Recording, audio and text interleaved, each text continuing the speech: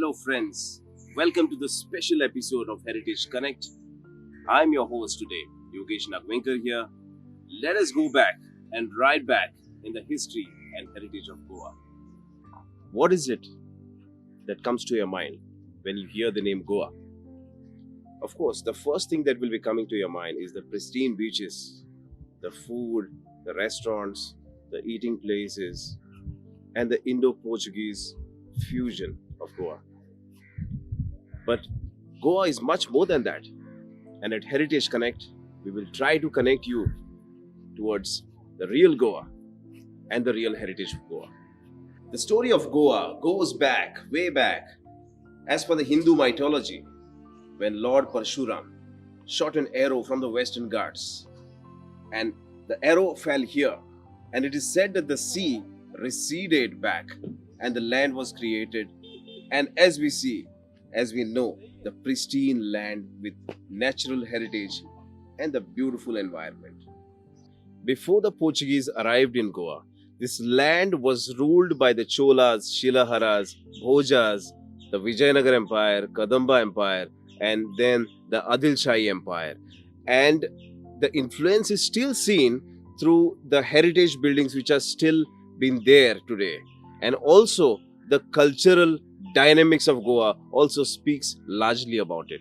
Going back to the arrival of the Portuguese, it happened in the year 1510 when a largest conspiracy was laid down by the general of the Honawar Nawab, Timaya Naik, along with Mallarao Poi Veranekar, laid down a controversy wherein the Adil Shahi forces is said to have been troubling the locals of Goa.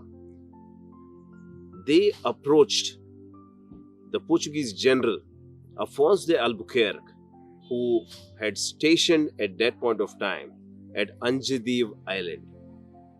Now, let me tell you how the controversy was raised.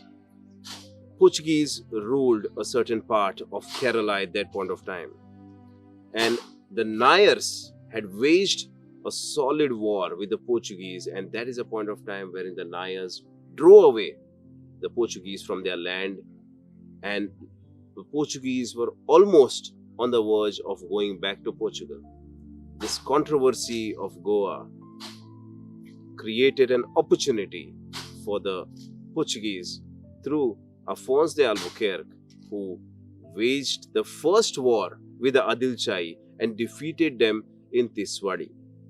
But the joys wouldn't been lasting very long, as reinforcements were sent by Adil Shahi from Bijapur and retook over Goa back in their hands. And the Afonso de Albuquerque had to spend some time in the Arabian Sea off the coast and planned to recapture Goa on 25th November 1510. And from that point of time, history was created. Goa went in the hands of the Portuguese. With the arrival of the Portuguese, there was a new administration, a new government which was set up in Goa. Along with this, there were a lot of changes which happened over the period of time. There was religious persecution which started, and which is said as it is the dark age of Goa, wherein the Inquisition office was set up here, religious structures were destroyed, and new faiths were adopted by the people, some even forced. Later, after 260 years, the PM of Portugal, Marques de Pombal, abolished Inquisition House completely. As the Portuguese kept on ruling Goa, and there were a lot of injustices which were happening in Goa, there were a lot of uprisings that were taking place in various places of Goa. Now, some of them which have been noted is the Asolna, Kunkoli, Veli uprising. There was also another big uprising of Goa in 1583. It is called as the Pinto Revolt. Locals were not given charge of being the priest in various churches of Goa. So the Pinto Revolution played a very, very important role in the historic revolution of Goa. Later, as time went about, various uprising came into action, taking a motivation from the Konkolim revolt, the Pinto revolt, and various other revolts in Goa, leading to a big uprising. And there were more organizations which were formed with the help of various parts of the country, that is India. The Azad Gomantak Dal was formed in Goa, and they were part of leading various revolutions, leading various uprisings to fight back with the Portuguese. With the many turbulences and uprisings in Goa, there were attempts made by the Maratha king Chhatrapati Shivaji Maharaj and his son Chhatrapati Sambhaji Maharaj, who attempted to come to Goa to create a rescue situation. Chhatrapati Shivaji Maharaj came to Goa in the year 1667 when he did his Bardeswari, wherein due to religious persecutions, a lot of locals were troubled. He came to Goa, waged a war, and put things in place. He came again in the next year, 1668 again, to create a peace situation. After some years, he had to come in Goa back in 1975, wherein he attacked the fort of Fonda, and as we know, it is as Ponda. It was one of the most terrific battles, wherein the fort and the entire territory of Ponda, as we call it, Andruzmal, was recaptured by Shivaji Maharaj from the Portuguese. The Disoli Prant, the Disoli place of which Disoli was under the Maratha Empire, the Mapsa was under the Maratha Empire at that point of time. Ponda, at that point of time, created a historic win by Chhatrapati Shivaji Maharaj. After the demise of Chhatrapati Shivaji Maharaj in 1680, the prince Chhatrapati Sambhaji Maharaj was coronated as the king of the Maratha Empire. After some years, the correspondences from Goa came to him stating how the Portuguese were troubling the locals and their trade houses, for which Chhatrapati Sambhaji Maharaj planned to attack Goa. It was a historic attack wherein he attacked the fort of Fonda once again, recaptured it. He attacked the fort of Saint Esteban once again. He also, his army is said to have barged into Rasai Killa, as we call it, as a Rashol fort. They came into the Margao, as we call it, Madgaon, Kongoli, Chandor area, up till Khandkon was captured, recaptured by the Marathas once again. Due to the Mughal attack, possible attack on the Raigad fort, Sambhaji Maharaj had to return back, and which again created a good political situation, an opportunity situation for the Portuguese to recapture those places which the Marathas had attacked. Goa has had some amazing freedom fighters who really fought with a great might and strength against the Portuguese government. One of them was Dr. T.B. Cunha, famously known as Tristão Bragança de Cunha. T.B. Cunha was born on 2nd of April 1891 in a small village of Chandor.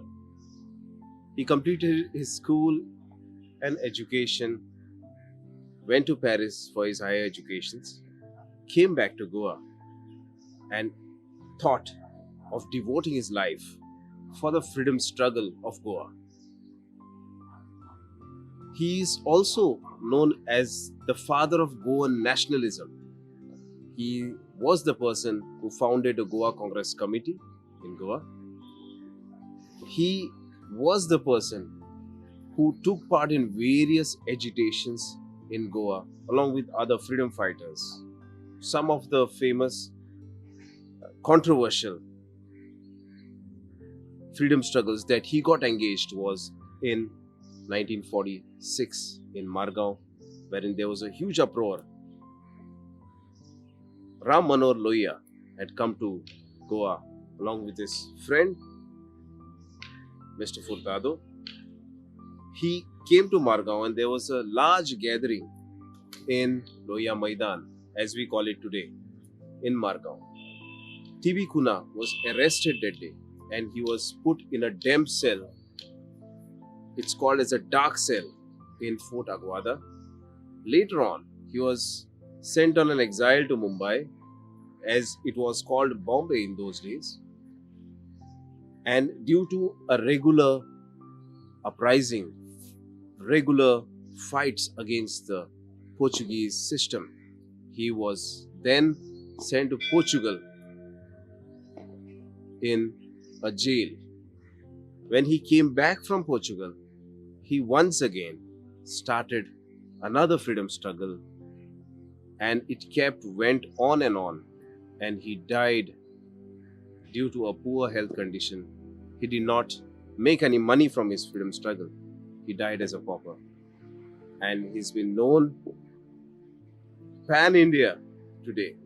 There is a school dedicated to TB Kuna in Margao. There are many roads dedicated to TB Kuna. Azad Maidan today, the main monument which has been kept today, holds the ashes and urn in a small urn of TB Kuna. So we need to remember this great personality. He has fought for us. Another great revolutionary of Goa was known as BPS. His full form was Dr. Bernard Perez da Silva.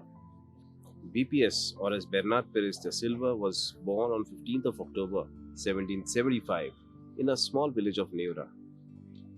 Being orphaned at a very young age, he was taken care by his uncle who was a priest in Rashol Seminary.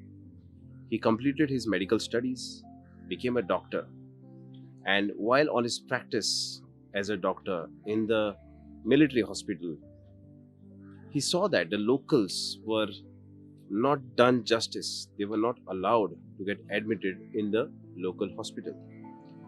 He raised his injustice against the Portuguese government and also the medical authorities, for which he was for some time expelled, and he kept fighting for the locals. He participated in the local elections and later on also went to become one of the only Goans who became the prefect, or else the governors of Portuguese India, and he was again expelled after 17 days because he fought for the rights of the locals, for lowering the taxes, for fighting for the injustice done for the locals, and he is remembered even till date. There is a road named after BPS in Margao, and also there is a bust which has been still standing tall, which was installed by the medical surgical team during the Portuguese rule. On 18th of June 1946, there was a huge uproar in the Margao city, wherein a national freedom struggle leader, Dr. Ram Manohar Lohia, had visited Goa, who was brought in by Dr. Furtado from the Asolla village. This was a day wherein thousands of freedom fighters from Goa came in Margao, and they gathered in a place called, as we call it, Lohia Maidan today, and started agitating against the Portuguese rule. Many were beaten, some ultimately were arrested, they were put behind the bars, and some were seriously injured on that particular day, which is also known as Kranti Din, as on date. We need to remember our freedom fighters. We cannot afford to forget our freedom struggle because it has cost our Goans their lives. Many people from outside Goa also were a part of the freedom struggle in Goa. One of them was Karnail Singh, as we know it. After the turbulent freedom struggling years, finally, after 14 years of the India's independence in 1947, Pandit Jawaharlal Nehru, who was the Prime Minister of India in 1961, tried to have peace talks with the Portuguese to leave Goa. For these peace talks, England and US were apart, but it failed. They were also planning to have peace talks through Russia, but in 1961 that too failed.